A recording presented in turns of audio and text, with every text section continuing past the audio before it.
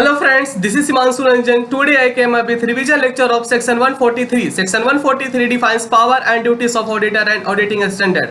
अभी तक हम लोग सेक्शन 139 से 142 तक ऑलरेडी कवर अप कर चुके हैं. सेक्शन 139 में हम लोग देखे थे for the appointment of an auditor, section 140 for the removal and resignation of an auditor and section 145 defines section 141 था qualification and disqualification of an auditor and section 142 था for the remuneration of an auditor.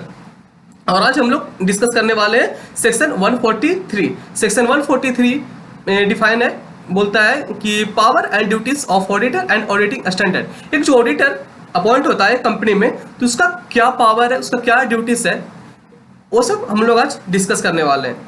तो first of all we will discuss powers of auditors. Section 143 subsection 1 में बोलता है power of auditors. पहला power auditor का access to books of accounts and voucher. जो भी auditor जो कंपनी में अपॉइंट होंगे उनका पावर है कि वो कंपनी का बुक्स ऑफ अकाउंट्स और वाउचर को एसेस कर सकते हैं, मतलब देख सकते हैं. Every auditor of a company shall have right of access at all times the books of accounts and voucher of the company whether kept at the registered office or at any other place. मतलब generally तो books of accounts registered office में रखा जाता है, but in case अगर board of director चाहते हैं कि अगर बुक्स ऑफ अकाउंट्स को एनी अदर प्लेस पे भी रखें तो वो रख सकते हैं. तो उसका वो जो कंडीशन हम डिस्कस कर रहे हैं वो हम लोग ऑलरेडी डिस्कस कर चुके हैं सेक्शन 128 में. तो 7 दिन के अंदर आपको इन्फॉर्म करना पड़ेगा, ठीक है. तो इन्फॉर्म करना पड़ेगा तो आप उस दूसरे जगह भी रख सकते हैं. वो हम लोग सेक्शन 128 में ऑलरेडी डिस्कस कर चुके हैं. अगर आपको सेक्शन 128 देखना है तो मेरा ऑलरेडी इसका वीडियो ऑलरेडी अपलोडेड है. तो हम लोग सेक्शन 143 पे आते हैं. सेक्शन 143 बोलता है कि जो ऑडिटर जो अपॉइंट होता है कंपनी में उसका पावर है कि एसेस करेगा books of accounts and voucher को. तो मतलब जो बुक्स ऑफ अकाउंट्स जो बनाते हैं ना कंपनी में तो उसका चेकिंग करेगा. तो रजिस्टर्ड ऑफिस में भी रखा रहता है, चाहे अदर जगह भी रखा रह सकता है. तो कहीं कभी भी बुक्स ऑफ अकाउंट्स ऑडिटर मंगवा सकता है देखने के लिए. Entitle to have necessary information and explanation. ये जो ऑडिटर है ना वो जो वहाँ के जो ऑफिसर है उनसे जितना चाहे वो इंफॉर्मेशन मंगा सकते हैं या उसको एक्सप्लेन भी करने भी बोल सकते हैं. He shall be entitled to require from the officers of the company from such information explanation as the auditors may consider necessary for the performance of his duty. Information मिला करके जितना हो सकता है मंगाएंगे और उससे होगा कि उनका जो ड्यूटी है वो अच्छा निभा सकते हैं, मीन्स अच्छा ऑडिट कर सकते हैं. जितना इन्फॉर्मेशन लेगा उतना अच्छा ऑडिट होगा. अब क्लॉज सी में बोलता है मैटर्स ऑफ इंक्वायरी. एक जो ऑडिटर अपॉइंट होता है कंपनी में वो क्या क्या इंक्वायरी कर सकता है. Matters of inquiry. The auditor may also inquiry to the following matter. कौन कौन सा मैटर पे वो इंक्वायरी कर सकता है.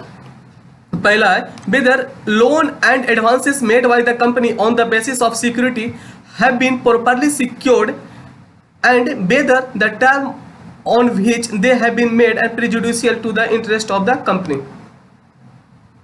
मतलब ये बोलता है कि जो कंपनी लोन एंड एडवांस दिया है तो उसमें प्रॉपर सिक्योरिटी लिया है कि नहीं. ये बोलता है सीधा सीधी. ये जान ले कि जो कंपनी जो लोन एडवांस दिया ना कंपनी उसमें जो प्रॉपर सिक्योरिटी लिया है कि नहीं, ठीक है. हम लोग अब सेकंड डिस्कस करते हैं. Whether transaction of the company which are represented merely by book entries are prejudicial to the interest of the company. बोलता है कि कहीं कंपनी जो बुक्स ऑफ अकाउंट्स जो मेंटेन किया है ना वो bogus entry means false entry तो बुकिस नहीं कर दिया है, मतलब फॉल्स है. जैसे बुक एंट्री मतलब फॉल्स एंट्री, फेक एंट्री. तो ये चेक करेगा ऑडिटर कि फॉल्स एंट्री तो नहीं है, फेक एंट्री तो नहीं है, फालतू का एंट्री तो नहीं रिकॉर्ड कर चुका है.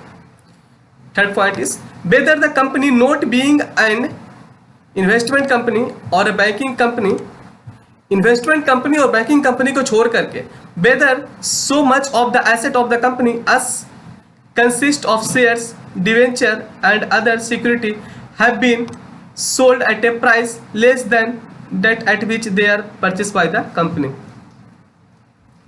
कहता है कि कहीं कंपनी जितना में शेयर खरीदा था उससे कम पैसा में तो बेच तो नहीं दिया ना. ये बोल रहा है सिक्योरिटी को जितना में वो खरीदा था उससे कम पैसा में बेच तो नहीं दिया.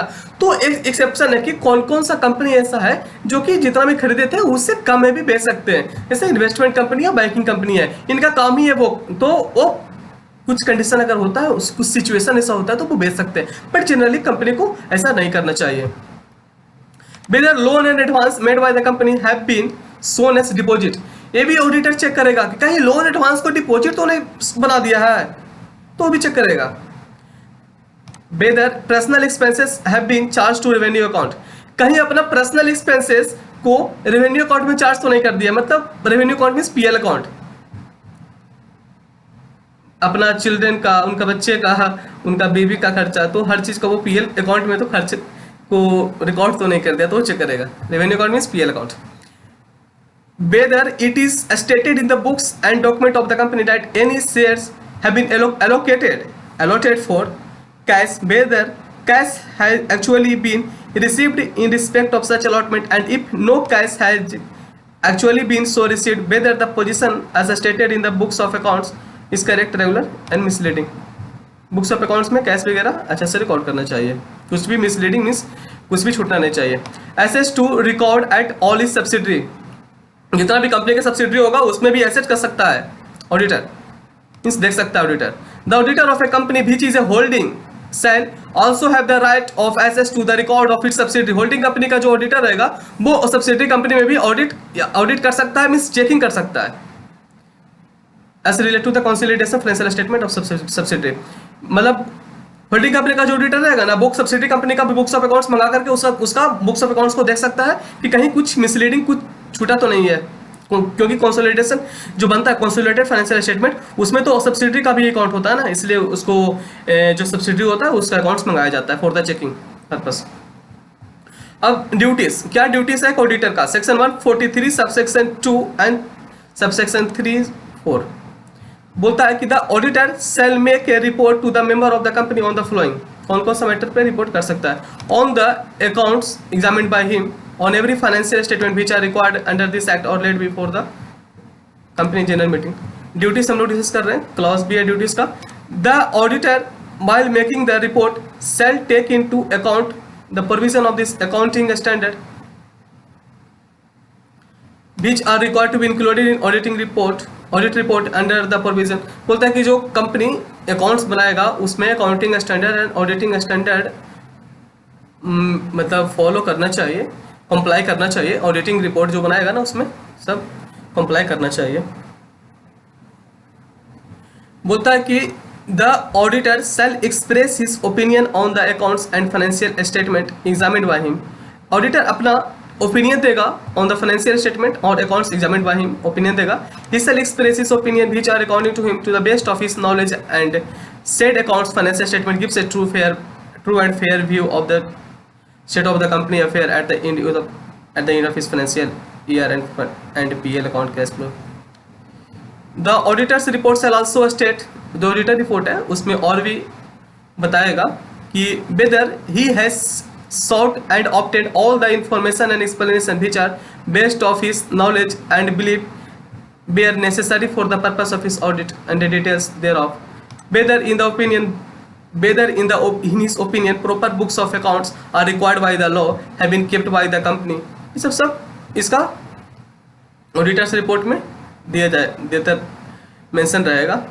whether the report on the accounts of the branch office of the company audited सब डिस्कस करेगा। whether the company balance sheet PL account dealt with the reporter agreement books of accounts return।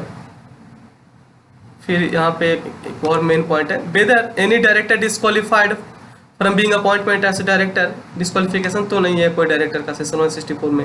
Any qualification reservation advice remark to the maintenance of books of accounts and any other matter connected therewith. Whether the company has adequate internal financial control, ये सब check करेगा, ये सब report में रहेगा उसका। हम लोग मेन पॉइंट डिस्कस करने वाले हैं। हम लोग अब यहाँ पे देखते हैं, यहाँ पे कंप्लायंस विथ ऑडिटिंग स्टैंडर्ड। जो ऑडिट रिपोर्ट बनाएगा ना ऑडिटर, वो कंप्लाई करेगा ऑडिटिंग स्टैंडर्ड। बोलता है every auditor shall comply with auditing standard section 143 subsection 9। बोलता है the central government may prescribe the standard of auditing और the addendum thereof recommended by the Institute of Chartered Accountant constituted under section 3 of the Chartered Accountant 1949 consultation with after examination of recommendation by the NAFRA।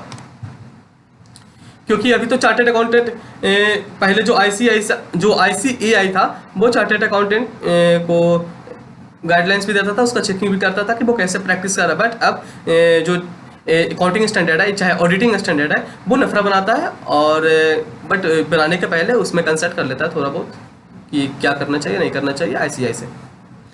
It is further provided that until any auditing standard are notified, any standard or a standard of auditing as specified by chartered accountant shall be deemed to be the auditing standard.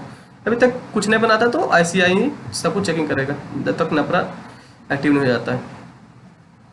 Additional matter to be reported in case of a specific company in respect of such class or description of company as may be specified in general or special order by the central government in consultation with NAPRA. Same चीज़ यहाँ पे discuss किया. हम लोग यहाँ पे आते हैं section 143 sub section 12. This is most important section. बोलता है कि कोई एक ऑडिटर कंपनी में ऑडिट कर रहा है तो उसे अगर कुछ फ्रॉड दिखता है तो उसको सेंट्रल गवर्नमेंट को इन्फॉर्म करना चाहिए विथिन 60 डेज. जिस दिन उसको पता चला कि हाँ कंपनी में कुछ फ्रॉड किया है तो उस दिन से 60 दिन के भीतर वो कंपनी को इन्फॉर्म करेगा कि हाँ कंपनी में कुछ फ्रॉड चल रहा है. तो इसमें बोलता है कि पहले तो वो कंपनी का जो बोर्ड ऑफ डायरेक्टर होगा चाहे ऑडिट कमेटी होगा उसको बताएगा. विथिन 45 डेज तक वो अपना रिपोर्ट दे देगा, मीन्स अपना आंसर दे देगा कि वो क्या कहना चाहता है बोर्ड ऑफ डायरेक्टर और ऑडिट कमेटी. और अगर 45 डेज के अंदर बोर्ड ऑफ डायरेक्टर है चाहे ऑडिट कमेटी अपना जो भी उनका सुझाव हुआ नहीं दे पाते हैं विथिन 45 डेज तो जो ऑडिटर होगा वो आफ्टर 45 डेज 15 दिन बचेगा उस दिन से वो 60 दिन तक from the date of reporting from the जिस दिन वो फाइंड किया था फ्रॉड उस दिन से 60 दिन तक सेंट्रल गवर्नमेंट को मिल जाना चाहिए. ऐसा हम लोग डिस्कस कर चुके हैं. हम लोग अब नोट से देखते हैं. यहाँ बोलता है notwithstanding anything content in section if an auditor of a company in the course of performance of his duties of auditor has reason to believe that an offence of fraud involving such amount as prescribed. बोलता है कि the auditor shall report the matter to the central government immediately but not later than 60 days of his knowledge. जिस दिन auditor को knowledge हो जाएगा कि company में कुछ फ्रॉड चल रहा है उस दिन से 60 दिन के भीतर कंपनी का जो ऑडिटर है वो सेंट्रल गवर्नमेंट को इन्फॉर्म कर देगा within 60 days and after following the procedure as prescribed in rule 13 में दिया हुआ है. हम लोग फर्स्ट क्लॉज है सेक्शन 143 सबसेक्शन 12 का. Auditor shall forward his report to the board or the audit committee as the case may be immediately after he comes to knowledge of fraud, seeking their reply or observation within 45 days तक उसका reply का wait करेगा. On receipt of such reply or observation, the auditor shall forward his report and reply observation board with his comment. जिस दिन उसको reply मिल जाएगा उस दिन से 15 दिन के भीतर सेंट्रल गवर्नमेंट को इन्फॉर्म कर देगा ऑडिटर्स. फिर बोलता है कि in case the auditor fails to get reply और ऑब्जर्वेशन फ्रॉम द बोर्ड और ऑडिट कमेटी अपना रिप्लाई नहीं देता है within 45 days he shall forward his report to the central government. He shall forward करेगा रिपोर्ट अपना टू सेंट्रल गवर्नमेंट को along with note containing the details of his report that he had forwarded to board and audit committee for which he fails to receive any reply and observation within the stipulated time. बोलता है कि अगर 45 देश के भीतर अगर company का जो बोर्ड ऑफ डायरेक्टर है और ऑडिट कमेटी है अगर रिप्लाई और अपना ऑब्जर्वेशन नहीं दे पाता है विद इन 45 डेज तो वो जो ऑडिटर है वो उसको सेंट्रल गवर्नमेंट को बता देगा कि हाँ हम बोर्ड ऑफ डायरेक्टर और ऑडिट कमेटी को हम इन्फॉर्म किए थे बट उनका कोई रिप्लाई और ऑब्जर्वेशन नहीं आया. तो मैं आपको ये बता रहा हूँ कि कंपनी में फ्रॉड चल रहा है विद इन 60 डेज तो इन्फॉर्म कर देना चाहिए. The report shall be send to the secretary.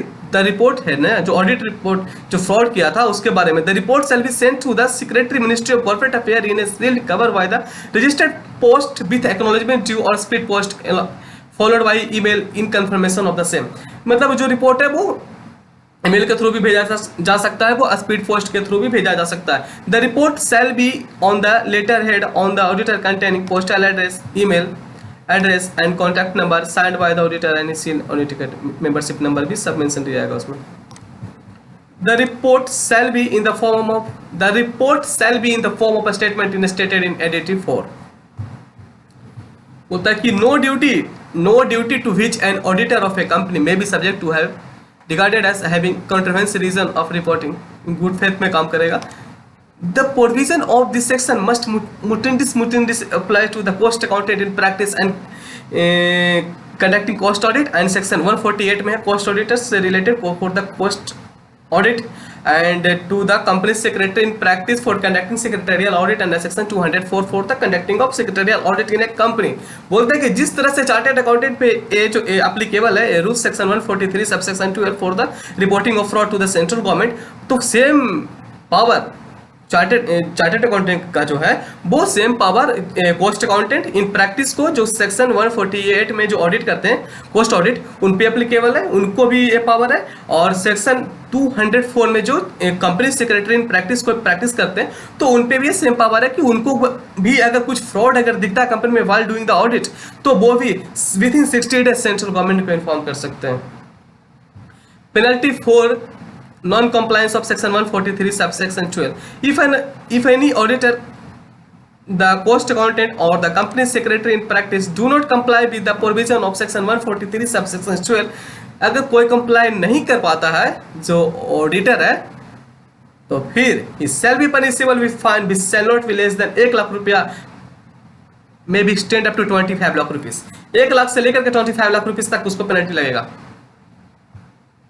Audit of government company, audit of government company में क्या होता है ना, जो CNDG होता है वो कंपनी का ऑडिटर अपॉइंट करता है, तो वो उसको पावर देता है कि तुम ये करो, ऑब्जर्वेशन उससे लेता है। चलिए हम लोग डिस्कस करते हैं यहाँ पे।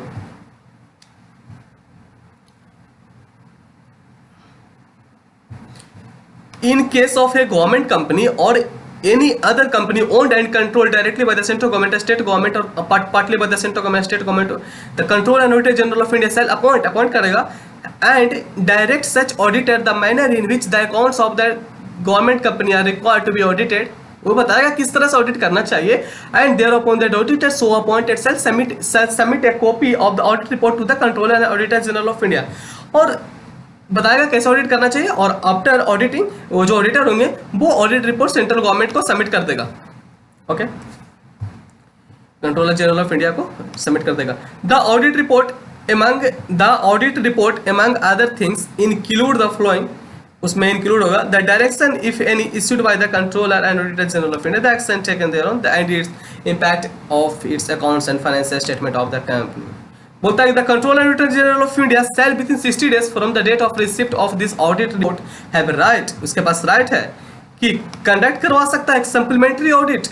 सप्लीमेंट्री ऑडिट जिस दिन वो जो CNDG अपॉइंट किया था ऑडिटर वो ऑडिट कर लिया, उसके बाद ऑडिट रिपोर्ट सबमिट कर दिया, उस दिन से अगर कुछ गड़बड़ लगता है तो विद इन 60 डेज वो CNDG एक और सप्लीमेंट्री ऑडिट करवा सकता है। क्या बोलता है, conduct a supplementary audit of the financial statement of the company by such person or person as he may authorize in his this behalf for the purpose of such audit require information or additional information to be furnished to any person।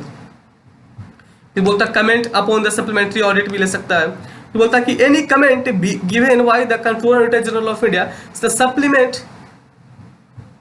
supplement to the audit report shall be sent to the company to every person entitled to copy of audited financial statement।